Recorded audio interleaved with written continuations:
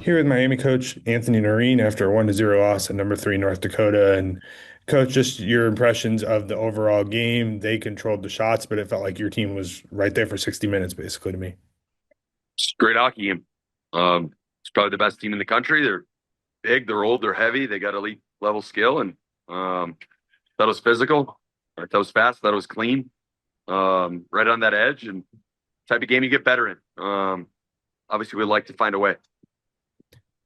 Talking about the physicality specifically, it felt like every time there was a big hit and number two in white was around there somewhere. We've talked about McEwen a lot these last couple of weeks, but like you said, clean but physical, and just kind of expand on that idea of like what unfolded in this game.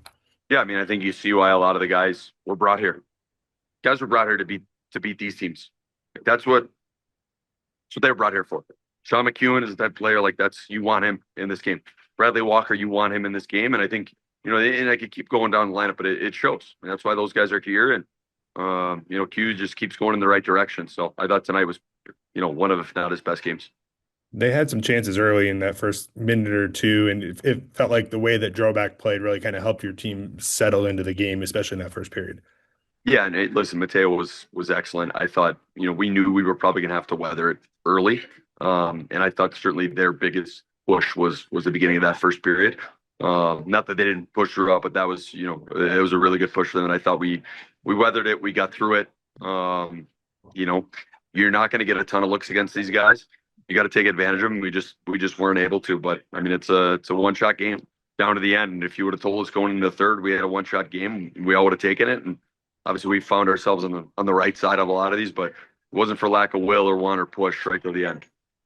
What does it mean to you to get Hay back in the lineup after he missed Saturday? And he led you guys in faceoff wins today, and just what he accomplished out there. Yeah, just heart and soul player. Again, another guy, perfect example of a guy we brought here for these type of games, and you see why. He's competitive. He could find that edge physically without going over it. Great in the dot, great on the kill. And he's a leader. Back to back tight losses after 5 wins in a row, but it feels like you have a lot of confidence that you can take into tomorrow for the series finale.